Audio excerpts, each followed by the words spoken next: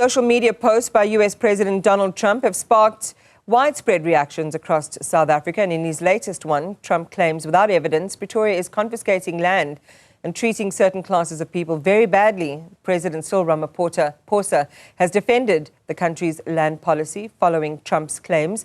Let's talk about it with South Africa's ambassador to the United States, Ebrahim Rasool, who joins us now live from Washington, D.C. Ambassador Rasool, good morning. Thank you very much for staying up. I know it is just after midnight then. You've just told me you've stayed in your suit all night, so appreciate that. What did you think when you saw Trump's post on Sunday that terrible things are happening in South Africa? The leadership is doing some terrible things, horrible things, without providing specifics. They're taking away land and so on. He appeared to be referencing the Expropriation Act being signed into law. Thank you very much. I think it wasn't unexpected that South Africa would be in the crosshairs of President Donald Trump. I think he's acted within 2 weeks with speed. He's acted with gusto, with viciousness. I think that no one expected it to happen. We never expected things to happen to Canada particularly, and the closure of the USAID. So South Africa was a very latecomer to his early announcements, given a lot of sentiment about South Africa. I think we're a little bit surprised at the almost vacuousness of the accusations against South Africa, the baselessness, the distortions that's involved in that. And so we hold out the idea that he's calling for an investigation as opposed to this being a executive order, an act of Congress, a law that he has made. He's saying, this is what I believe, horrible things are happening, and I'm going to investigate it. And so as a South African ambassador, I'm very happy that unlike Canada or Mexico, we have the chance to put the case on the table, to correct the distortions and to put the real interpretation of our Expropriation Act on the table, which he will find is much milder than the majority of South Africans want and not as horrific. There are no confiscations taking place, and it's a very orderly law of land reform.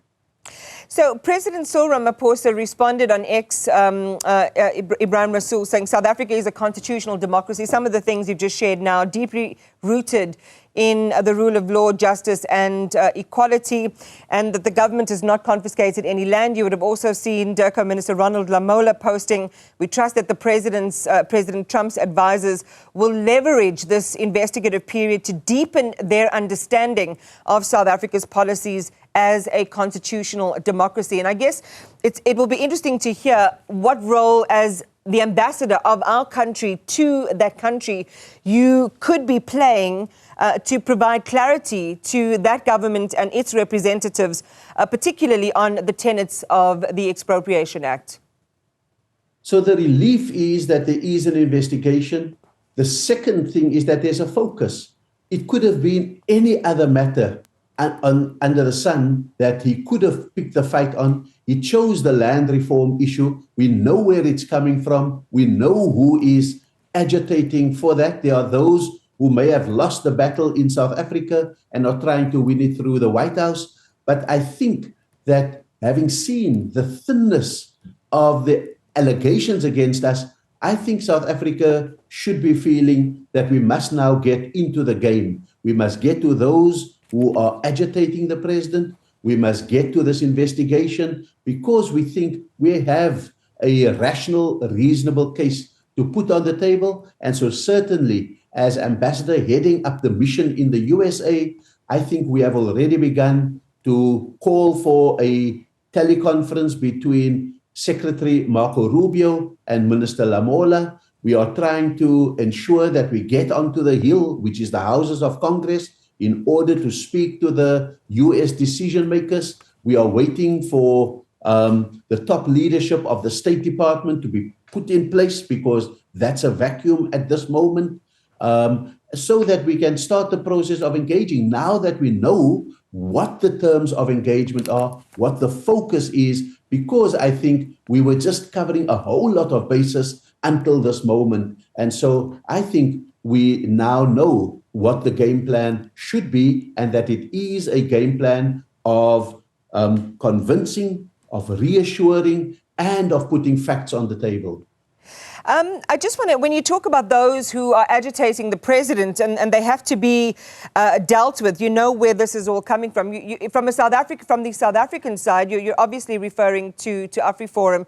Just tell us more specifically what moves should be made when it comes to them making a noise in the way that they have, and in a sense, as you've just said, contributing to what we now see.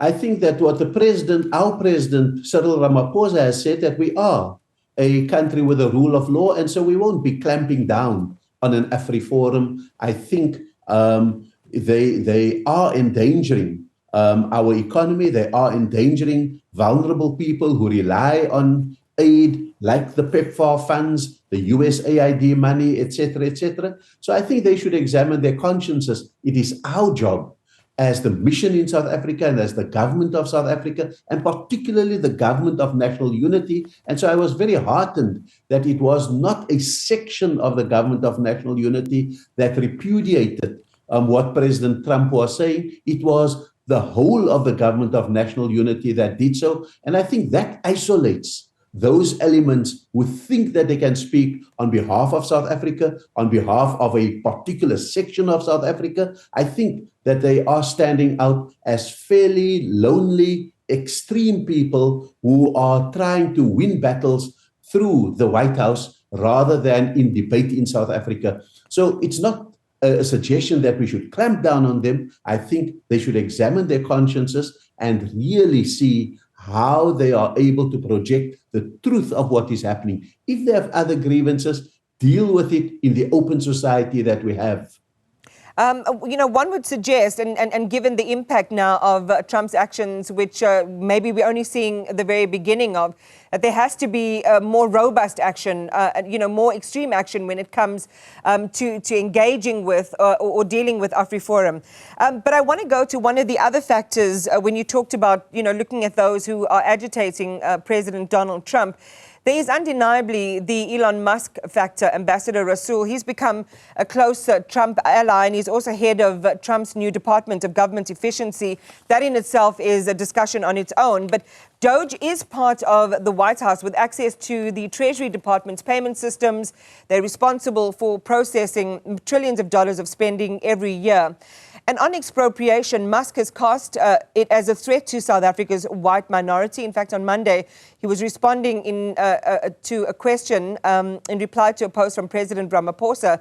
Why do you have openly racist ownership laws? We also do know recently Starlink satellite internet service was denied a license in South Africa because it didn't meet the affirmative action criteria. But how do you characterize the Musk influence? Is he one of the people that you would be talking to? No, I think that we certainly are speaking to Mr. Musk and his people. I think that that there is a discussion to be had. There is no finality on the investments he wants to make in South Africa. That is still open to negotiation. And I think, ironically, if we are over defensive in our relationship with Mr. Musk, I think we will miss the opportunities that come out of what I think he wants to put on the table. And so I really think that we have an open mind as a country to what he has to offer, because he is an influential person in the USA. But South Africa will not bend over backwards in order to accommodate it, and we will not stand by as a particular interest is exacerbated into a national crisis. And so I think we'll take it in our stride. We'll continue to engage, because that's where South Africa is strongest, in the art of negotiating, the art of engagement, rather than a kind of war of words, an intemperate exchange between South Africa and the USA. We'll remain calm. We won't panic, because in this case, we know that the facts are with us. Ambassador Rasool, when you say you're speaking to Musk and his people, what exactly do you mean? And are you speaking to them about the issue related to the perspective that he's shaping about South Africa to President Trump? Look, I think that Mr. Musk is playing a particular political role, but he has other interests. He has family in South Africa, and so we must assume that he does not have a death wish for the country, and therefore we believe that we must continue to pursue what would be the leverages that South Africa has. He's going to be a key person in that, and so we won't foreclose on any engagement or discussion with him. And certainly there are people who negotiate with a gun to someone's head, and there are others who negotiate with the leverages that they have, and we prefer the latter. So you haven't actually started speaking to him yet, yes? No, I think that those are all the options that we have. I think we're in an exploratory phase, and I think going too far into that, I think, may break confidence.